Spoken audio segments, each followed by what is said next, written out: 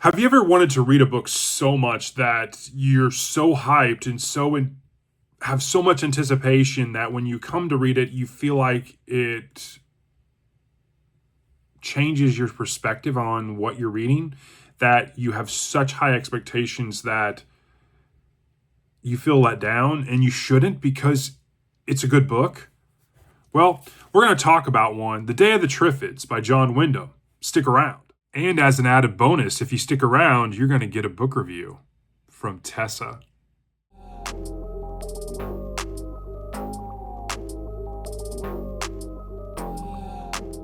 So welcome back to Kevin Toll Reads. Today we have the book review of The Day of the Triffids, published in 1951 by John Wyndham. It is in the genre of science fiction. It is part of a series in a loosely speaking. And let's talk about this. This is the only book in the Triffids series that John Wyndham wrote. But in 2001, an author named Simon Clark wrote Night of the Triffids, which takes place 25 years after the ending of this story and revolves around David, which is the son of the main protagonist in this story, who is Bill Mason. And then in 2020, another author named John Whitbourne wrote The Age of the Triffids, and it also takes place 25 years after the events of this story, and it centers around Bill Mason, the main protagonist in this story. So I obviously have not read either of those, but I did find that fascinating that there is additional entries in the series, but they are kind of written in pastiche form. There also has been several different adaptations of this story.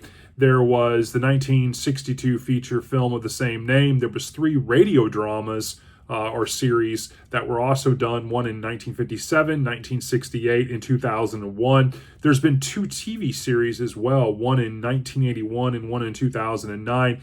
And this book, The Day of the Triffids by John Wyndham, was nominated for an International Fantasy Award in 1952. So the summary of the plot, The Day of the Triffids, all revolves around the main protagonist, Bill Mason.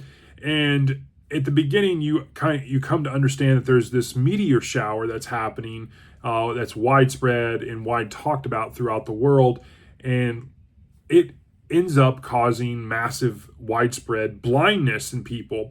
But at the same time, some people are not affected. A very small number of people are not affected for various reasons. In the world, it seems to be overrun with not only people who are blind, but also these giant carnivorous plants called triffids, which were previously cultivated for their oil. Bill Mason, who again is the main protagonist, and we get kind of his perspective on things here. He was a biologist and used to work on some of the triffids in production, and he is temporarily blinded. And when we get to the beginning of the story, he is in the hospital, and everything kind of unravels, and we get kind of the story and the backstories of what's going on as he's recovering his sight. The world around him seems completely dominated by these plants and the blind. Bill goes on to meet a younger lady named Josella, who is another survivor who has her sight. And Bill and Josella meet up with other people of various sight and non-sight, and as they're starting to form these factions and how to deal with life after the events that happened with the meteor shower and these ever-pressing triffid plants. And that's kind of the premise of the story. What I enjoyed, obviously, was Bill and Josiah.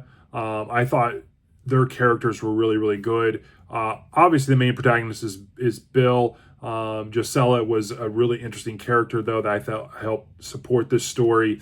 I really liked kind of her origin story, how she comes about as Bill is trying to navigate and understand what's going on in this world. The beginning of the book is really, really, really good. It sucks you in based on the way that Wyndham wrote this. It draws you into the story as you're trying to uncover what's going on, try to figure out, your bearings.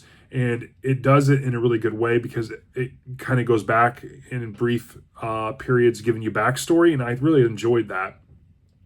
The book is heavily raised around questions of human psyche and sociology, regarding, okay, this has all happened, it's widespread. Now, what are we going to do as people are dying? People don't have sight. How are they going to function? How is this kind of what soon will be a dystopian world? How are we going to navigate this? And factions start forming, and people of various aptitudes of leaders start to form, and they have their own kind of visions, and people tend to bounce around or attach themselves based on what these leaders are talking about. And this all takes place in England, which I found was really fascinating as well. It's definitely heavily based on, okay, how are we going to move forward? What should we do? What is it? Is we better off, making camp or attaching ourselves to various groups? And are those groups aligned with our own moral and ethical compasses as individuals? And I think that is heavily based about this story. A couple excerpts that I really, really enjoyed. The first one being, "And we danced on the brink of an unknown future to an echo from a vanished past." And I thought that was really, really good one. Another one was, "Most people prefer to be coaxed or wielded or even driven. That way they never make a mistake.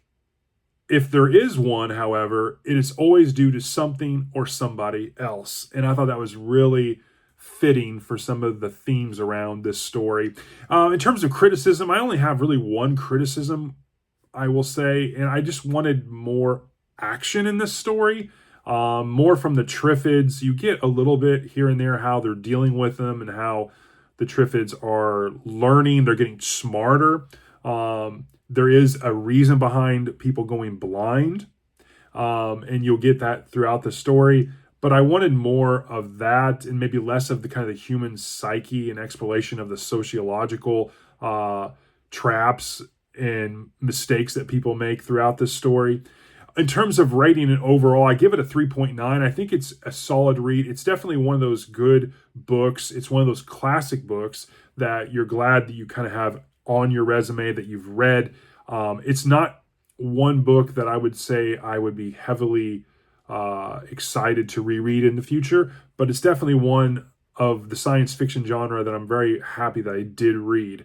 I think if it would have had a little more action and less about the sociological stuff, I think I would have enjoyed it more. But that's my take. The Day of the Triffids from John Wyndham. I give it a 3.9 out of 5. I hope you're doing well. And stick around because Miss Tessa has a book review for you all.